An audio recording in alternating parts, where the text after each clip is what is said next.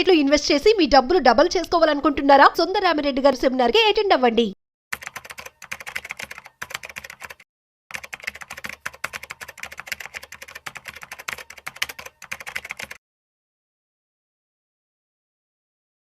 నమస్కారం సుందరరామిరెడ్డి గారు. నమస్తే సార్. గోల్డ్ అంటే ప్రస్తుతం దీనికి సంబంధించింది ఏంటంటే రకరకాల స్పెక్యులేషన్స్ నడుస్తూ ఉన్నాయి. అండ్ రీసెంట్గానే ఒక న్యూస్ ఒకటి బయటికి రావడం జరిగింది. హౌస్ హోల్డ్సే 50 టన్స్ గోల్డ్ సోల్డ్ చేశారన్నటువంటి న్యూస్ ఒకటి.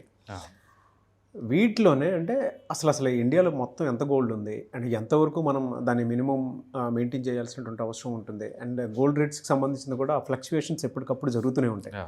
సో ఇప్పుడున్న దాంట్లో ఏ విధంగా ఉండే అవకాశం ఉందంటారు అసలు? బేసికల్గా ఇండియా వాళ్ళు ఏంటంటే ఇప్పటి వరకు అంటే వాళ్ళు గోల్డ్ కౌన్సిల్ అని ఒకటి ఉంటుంది. వాళ్ళు మెజర్ చేస్తూ ఉంటారు ఏ కంట్రీ వాళ్ళు ఎంతెంత గోల్డ్ కొంటున్నారు, అంటే స్మగ్లింగ్ గోల్డ్స్ వస్తే ఎంత పోతుంది అనేది వాళ్ళు ఎస్టిమేషన్ వేస్తూ ఉంటారు. ప్రపంచం మొత్తం మనం అక్కడి నుంచే అథెంటికేట్ డేటా మనం తీసుకుంటాం అనమాట. ఆ డేటా ప్రకారం ఇండియాలో మొత్తం ఒక 30,000 టన్స్ గోల్డ్ ఉంది. 30,000 టన్స్. అయితే ఎంత అది ప్రైవేట్ ప్రాపర్టీ, అది గవర్నమెంట్ దగ్గర ఉంది, గవర్నమెంట్ సొంతం, మిగతా మొత్తం ప్రైవేట్ ప్రాపర్టీ కదా. అందుకని ఆర్బీఐ దగ్గర రఫ్గా అరౌండ్ 700 టన్స్ దాకా ఉందన్నమాట. ఎవ్రీ ఇయర్ వాళ్ళు ఒక 20-30 టన్స్ అని యాడ్ చేసుకుంటూ పోతుంటారు. సో ప్రపంచవ్యాప్తంగా అన్ని సెంట్రల్ బ్యాంక్స్ కూడా ఏ అయితే కొంటాయో అవి అఫీషియల్గా గవర్నమెంట్ అనమాట. ఇంకా మిగతా మొత్తం ప్రైవేట్ ప్రాపర్టీ. అందుకని వరల్డ్ గోల్డ్ కౌన్సిల్ ప్రకారం ఇండియాలో మొత్తం ఉన్న గోల్డ్ ఆల్మోస్ట్ 30,000 టన్స్. ఇండియా వాళ్ళు అఫీషియల్గా అండ్ గల్ఫ్ నుంచి కావచ్చు, లేదా స్విట్జర్లాండ్ నుంచి కావచ్చు, లేదా సౌత్ ఆఫ్రికా నుంచి కావచ్చు, మొత్తం అయితే సంవత్సరానికి ఒక 700 టన్నుల గోల్డ్ ఇంపోర్ట్ చేసుకుంటారు. 700 టన్నులు అఫీషియల్ రూట్లో, గవర్నమెంట్ లెక్కల ప్రకారం. ఇక స్మగుల్డ్ గోల్డ్ అనుకుంటే ఇంకొక 700 టన్స్ మనం ఈజీగా యాడ్ చేసుకోవచ్చు. అక్కడక్కడ దొరుకుతుంటాయి కదా ఎయిర్పోర్ట్లో పట్టుకుని 5 కేజీలు 10 కేజీలు అంటుంటారు కదా, అవి చాలా ఎక్కువ ఉంటుంది అనమాట. ఇంకా బట్ అఫీషియల్ రూట్లో మాత్రం 700 టన్స్ తీసుకుంటూ ఉంటారు. అంటే ఈ మధ్య ఏంటంటే మన గోల్డ్ మొత్తం ఆల్మోస్ట్ 99% ఇంపోర్ట్స్ గోల్డ్. ఎందుకంటే ఇండియాలో గోల్డ్ మైనింగ్స్ లేవు, ఉన్న అది నెగ్లిజిబుల్ గోల్డే తయారు చేస్తాయి అనమాట ఇక్కడ. అందుకని ఇంపోర్ట్స్ మొత్తం బయట నుంచి ఇంపోర్ట్ చేసుకోవాలా. ఈ మధ్య ఏంటంటే రూపీ బాగా వీక్ అవుతుంది కదా. లాస్ట్ 1 yearలో రూపీ ఆల్మోస్ట్ 97 రూపీస్ దాకా వెళ్ళింది మన $1కి. మోడీ గారు రిక్వెస్ట్ చేశారనమాట, నెసరీ తప్ప ఏమి ఇంపోర్ట్ చేసుకోమాకండి, గోల్డ్ వీలుంటే పోస్ట్ పోన్ చేసేయండి 1 year వరకు అని. సో దానికి రీజన్ ఏదా సరే అంటే అంటే రూపీ వీక్ అవుతుంది కాబట్టి అన్నెసరీగా రూపీ మీద బటన్ పడకుండా ఉండటం కోసం. ఎందుకంటే మనం కొనాలంటే డాలర్లో పే చేయాలి, ఇండియాలో డాలర్స్ ఏమి ఉండవు కదా. కన్వర్షన్ వల్ల రూపీ వీక్ అవుతుంది. కొంతవరకు రూపీని స్టెబిలైజేషన్ చేద్దామని చెప్పేసి గోల్డ్ని పోస్ట్పోన్ చేసుకోమన్నారు 1 year. అఫ్కోర్స్ ఇండియా వాళ్ళు గోల్డ్ కొనట్లేదు కాబట్టి పడిపోయింది అనలేము, ఎందుకంటే గోల్డ్ అనేది ఇంటర్నేషనల్ లెవెల్లో ట్రేడింగ్ జరిగే మెటల్స్ అయ్యి ఇండియా వాళ్ళు ఒకళ్ళు ఏం కంట్రోల్ చేయరు.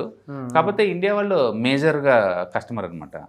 700 టన్నుల దాకా ఇళ్ళే కొంటారు. చైనా, ఇండియా వాళ్ళు చాలా ఎక్కువ కొంటారు వాళ్ళు మొత్తం మీద చూసుకుంటే. ఈ మోడీ గారు రిక్వెస్ట్ చేసిన కాడి నుంచి కూడా అప్పటి నుంచి వరల్డ్ మార్కెట్స్ అన్ని అంత ముందు నుంచి పట్టడం స్టార్ట్ అవుతున్నాయి. ఈ మధ్యకాలం అగ్రెసివ్గా పడుతున్నాయి. జనవరిలో చూసుకుంటే మనం గోల్డ్ 1.8 lakh ఉందండి 10 గ్రామ్ గోల్డ్ జనవరిలో చూసుకుంటే. ఇప్పుడు మన లైవ్ మార్కెట్లో 1.4 lakh వచ్చేసింది. అంటే బాగా పట్టడం స్టార్ట్ అవుతుంది అనమాట. పబ్లిక్ కూడా ఏం చేశారంటే లాస్ట్ 3 years నుంచి గోల్డ్ బాగా వచ్చింది రిటర్న్స్. అంటే పర్టికులర్ ఆఫ్టర్ కోవిడ్ తర్వాత ఇయర్లీ మనకి యావరేజ్ మీద ఒక 25% గిట్టుబాటు అవుతుంది. అంటే ఈ టైంలో కొనటం అమ్మటం అనేటువంటి దాని మీద ఎక్కువగా డిస్కషన్స్ నడుస్తున్నాయి కాబట్టి అడుగుతున్నాను, ఇది ఏ రేషియోలో ఉండాలంటారు సార్ ఇప్పుడు? ఎందుకంటే నరేంద్ర మోదీ గారు ఇచ్చినటువంటి స్టేట్మెంట్ ప్రకారం చాలామంది ఏంటంటే అంటే ఒక్కొక్క స్తంభించిపోయింది అనుకోవాలి మార్కెట్ అంతా ఒక రకంగా. ఇప్పుడున్న దాన్ని ఏ విధంగా తీసుకోవాలంటారు? బేసికల్గా ఏంటంటే గోల్డ్ అనేది ఒక ఒరిజినల్ అసెట్ క్లాస్. మిగతా రియల్ ఎస్టేట్ ఎలాగనో లేదా బ్యాంక్ డిపాజిట్స్ ఎలాగనో గోల్డ్ కూడా ఒక original asset class. Physical gold తిరగలేదు అందరూ, అది జీవితకాలం ఉంచుకోవచ్చు, అది ఎప్పుడు కూడా పట్టం అంటే ఉండదు. ఎందుకంటే గోల్డ్ని ఆర్టిఫిషియల్గా ఎవరు ల్యాబ్లో తయారు చేయలేరు, మైనింగ్ ద్వారా రావాలి. మైనింగ్ కాస్ట్ పెరగమే తప్ప తగ్గటాలే ఉండదు. అందుకని గోల్డ్ మనం బయట paper gold up and down అంత ఈజీగా original mining activities up and down ఏం అవ్వవు. అందుకని ఒరిజినల్గా ఫిజికల్ గోల్డ్కి ఎప్పుడు డిమాండ్ ఉంటుంది ఫర్ ఎవర్. అయితే ఈ మధ్యకాలంలో ఎందుకు ఈ వాలటిలిటీ అంటే వాళ్ళు ETF రూపంలో లాంచ్ చేశారు, ఇండెక్స్ ఫండ్ రూపంలో లాంచ్ చేశారు, ఫీచర్స్ అని, ఆప్షన్స్ అని, అంటే పేపర్ అసెట్స్ వచ్చేసింది దాని మీద. వీటి మీద బెట్టింగ్ ఐటమ్ ఎక్కువైపోతుంది. ఎప్పుడైతే ఇవి టూ మచ్ పెరుగుతున్నాయో బ్రోకర్స్ ఏం చేస్తున్నారంటే డిపాజిట్ రేట్లు పెంచుతున్నారు. డిపాజిట్స్ రేట్ పెంచేసరికి ఎవరి దగ్గర అయితే డబ్బులు లేవు వాళ్ళు క్లోజ్ చేసుకుంటున్నారు. ఆ ప్రెజర్ తోటే పడతం స్టార్ట్ అవుతున్నాయి అనమాట. అందుకని మెటల్స్లో వాలటిలిటీ ఎక్కువ ఉంది. అందుకని 1,80,000 ఎప్పుడైతే వచ్చిందో మంచి రేట్ అది గోల్డ్కి. ఎందుకంటే కపుల్ ఆఫ్ ఇయర్స్ బ్యాక్ వరకు కూడా అది లెస్ దెన్ 70,000 ఉన్న గోల్డ్ కాస్త డబుల్ అయ్యేసరికల్లో ఎక్కువ మంది అమ్ముకుంటారు బేసికల్గా. అందుకని ఒకటి రేటు బాగా ఉండటం వల్ల అది ప్రాఫిట్ బుకింగ్ అనుకోవచ్చు. రెండోది మోడీ గారు చెప్పారు కాబట్టి ఇక నుంచి ఎవరు పెద్ద కొనపోవచ్చు గోల్డ్, అందుకో రేటు తగ్గిద్దేమో అని ముందే బుక్ చేసుకోవటం వల్ల కావచ్చు. అందుకని అది ఏదైనా రీజన్ అవ్వచ్చు. మొత్తానికైతే ఏప్రిల్ నుంచి ఇప్పటి వరకు ఈ 3 నెలల్లో ఒక 50 టన్నుల సెకండరీ మార్కెట్లో గోల్డ్ వచ్చింది. అది ఎక్కువ అవుతుంది అనమాట. అంటే ట్రెడిషనల్గా ఏంటంటే ఎవ్రీ మంత్ యావరేజ్ మీద చూసుకుంటే మనకి ఒక 20-30 టన్నులు అమ్ముతారు. అలాంటిది ఈసారి 40 టన్నులు అమ్మారు సెకండరీ గోల్డ్. అంటే రేట్ ఎక్కువ ఉండటం వల్ల ఎంతో కొంత ఎన్కాష్ చేసుకొని లిక్విడిటీ క్యాష్ చేసుకుందామని. ఎందుకంటే ప్రపంచవ్యాప్తంగా వడ్డీ రేట్లు పెరుగుతున్నాయి. అమెరికాలో వడ్డీ రేట్లు పెరిగితే ఏమవుతుందంటే గోల్డ్ అనేది అమ్మేసుకుంటారు. ఎందుకంటే సేఫ్టీగా ఇయర్లీ మనకి 5% వస్తుంది అనుకోండి, గోల్డ్లో ఇన్వెస్ట్ చేసి రిస్క్ తీసుకోవాలని ఎందుకు తీసుకుంటారు?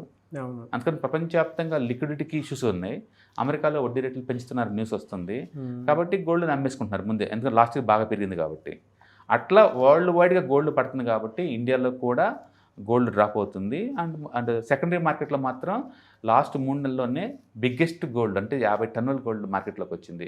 దీని ద్వారా 3 నెలలకే 50 టన్నులు అంటే సంవత్సరం మొత్తం మీద 200 టన్నులు బయటకు వచ్చింది అనుకోండి, ఇంపోర్ట్స్ తగ్గిపోతాయి కదా ఆటోమేటిక్గా. ఇండియాకి కావాల్సింది ఇంపోర్ట్స్ తగ్గటం. ఇండియాలో గోల్డ్ ఎంత రీసైక్లింగ్ అనే పెద్ద ఇబ్బంది ఏం లేదు, ఎందుకంటే ఇంటర్నల్ తిరుగుతుంది కాబట్టి. డాలర్లో కొనాలంటే గవర్నమెంట్కి ఇబ్బంది అండి. దాంతో మోడీ గారు గోల్డ్ జొలిపోవద్దు అంటున్నారు. ఇప్పుడు రూపీ స్టేబుల్ అయిందండి. ఇంతకుముందు 97 కాస్తే ఇప్పుడు 94 దాకా వచ్చేసింది. ఇప్పుడు స్టేబుల్లో ఉంది కాబట్టి కావాలంటే కొనుక్కోవచ్చు. మొత్తానికైతే గోల్డ్ ఉంది ఎసెట్ క్లాస్. ఇయర్లీ ఎక్స్పెక్టేషన్ మన యావరేజ్ మీద ఒక 10% నుంచి 12% పెట్టుకుంటే కన్జర్వేటివ్ బాగుంటుంది, కానీ ఇయర్లీ 30-40 అట్లా మూవ్ అవ్వదు. అయితే లాస్ట్ 2 ఇయర్స్ బాగా మూవ్ అయింది కాబట్టి అందరూ ఇన్వెస్టర్స్ దాన్ని దృష్టిలో పెట్టుకొని ఎప్పటికీ జీవితకాలం అలా మూవ్ అవుద్దేమో అని చెప్పేసి దాన్ని వెంటబడ్డారు అన్నట్టు వరకు. Very good sir. ఇప్పుడేంటంటే అది శాచురేషన్కి వచ్చేసింది కదా, మిగతా ఎసెట్ క్లాస్లో అది కూడా డ్రాప్ అవుతుంది. ఇప్పుడు లైవ్ మార్కెట్లో అయితే 1,40,000 దగ్గర నడుస్తుంది. అయితే రీసెంట్గా సిటీ బ్యాంక్ వాళ్ళ కమోడిటీ బ్రోకరేజ్ రిపోర్ట్ ఇచ్చారు. అండ్ సెప్టెంబర్ కల్లా గోల్డ్ ప్రైస్ ఇంకా ఎంతకంత డ్రాప్ అవుతాయి అని. అంటే మొత్తానికి వరల్డ్ వైడ్గా గోల్డ్ మీద బేరిష్ బెట్స్ కాస్తున్నాయి. కాబట్టి మనం ఇప్పుడున్న 1,40,000 కూడా 1,20,000 దాకా వస్తుందని ఎక్స్పెక్ట్ చేయొచ్చు నెక్స్ట్ కపుల్ ఆఫ్ మంత్స్లో. సో తీసుకోవటం బెటరే. మీరు అంటే ఏ టైపు ఇన్వెస్టర్ అందాన్ని బట్టేసి, మీరు షార్ట్ టర్మ్ ఇన్వెస్టర్ అనుకోండి, మీరు ఇంకొక 5% 10% పడిన దాకా వెయిట్ చేసేసి అక్కడ ఇన్వెస్ట్ చేసుకోవచ్చు. అట్లా కొందాం అనుకున్నప్పుడు ఈటీఎఫ్స్ లేదా మ్యూచువల్ ఫండ్స్ ఇలాంటివి కొంటే స్పాట్లో కొంటాం, స్పాట్లో అమ్ముకుంటాం కాబట్టి అవి బాగుంటాయి. లేదా మన ఇంట్లో వాళ్ళ కోసం అనుకోండి, ఆర్నమెంట్స్ కోసం అనుకోండి, అప్పుడు ఫిజికల్ గోల్డే కొనుక్కొని మనం సేవ్ చేసుకోవచ్చు. అందుకని మీరు ఏ టైపు ఇన్వెస్ట్మెంట్ అందాన్ని బట్టేసి మనం గోల్డ్ కొనుక్కోవచ్చు. అందరికి అన్ని ప్రొడక్ట్స్ సూట్ కాకపోవచ్చు. But as a short term speculation చేద్దాం అనుకుంటే మాత్రం ఎస్ఐపి ఫార్మేట్లో పెట్టుకుంటూ లాభం వచ్చిన తర్వాత అమ్మేసుకోవడం బెటర్ అనమాట. అందుకని ఈటీఎఫ్స్ ఇన్వెస్ట్మెంట్ ఫార్మేట్లో బాగుంటుంది. అంటే అట్లా కదా long term point of view అనుకుంటే మాత్రం ఫిజికల్ గోల్డ్ తీసుకోవచ్చు. ఫిజికల్ గోల్డ్లో ఉన్న ప్రాబ్లం ఏంటంటే అమ్మినప్పుడల్లా కొన్నప్పుడల్లా 3% జిఎస్టీ పడతాయి. ప్లస్ మేకింగ్ ఛార్జెస్ చాలా ఎక్కువ ఉంటాయి. అది 10 to 20% దాకా ఉంటుంది, depending upon the ornament designs బట్టి ఉంటుంది అనమాట. మేజర్గా గోల్డ్ షాప్స్కి వచ్చే ప్రాఫిట్ ఆ మేకింగ్ ఛార్జెస్సే. ఎందుకంటే గోల్డ్ వాళ్ళు సొంతమేం కాదు, వాళ్ళు బయట నుంచి కొనుక్కు రావాలి. అందుకని గోల్డ్ రా మెటీరియల్ తీసుకొస్తారు, డిజైన్స్ తయారు చేస్తారు, ఆ డిజైన్స్ని బట్టేసి వాళ్ళకి రేట్ వస్తుంది అంతే. కాబట్టి వాళ్ళకైనా సరే గోల్డ్ బై సెల్లే కాబట్టి ఓన్లీ మేకింగ్ ఛార్జెస్ అనమాట. అందుకని మనం ఫ్రీక్వెన్సీగా డిజైన్స్ మారుస్తున్నాం అనుకోండి మనకే దండగా. అందుకని మీరు ఇన్వెస్ట్మెంట్ లాగా అనుకున్నప్పుడు ఈటీఎఫ్స్ బాగుంటాయి, ఈటీఎఫ్స్ మ్యూచువల్ ఫండ్స్. లేదు ఇంట్లో వాళ్ళ కోసం అనుకున్నప్పుడు తప్పదు కాబట్టి ఫిజికల్ గోల్డ్ తీసుకోవచ్చు. Thank you so much.